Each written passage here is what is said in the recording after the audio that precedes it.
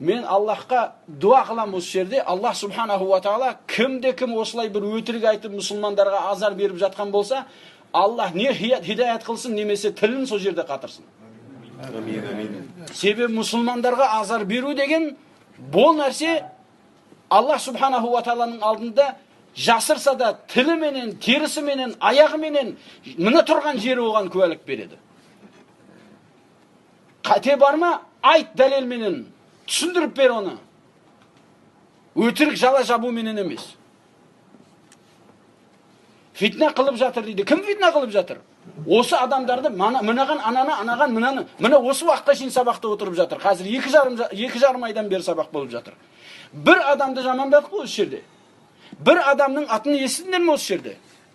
Дұрыс болса дұрыс, қате болса қате деп айтып жатырмыз. Иә, егер қажет болса айтамыз, егер адамның аты керек болатын болса. Қажет болса айтамыз о нәрсені.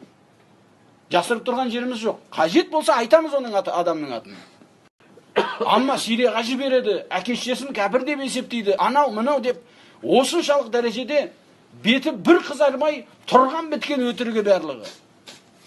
Елдерге осы бауырлардың барлығын жек көрсетіп, жаман қылып көрсетіп,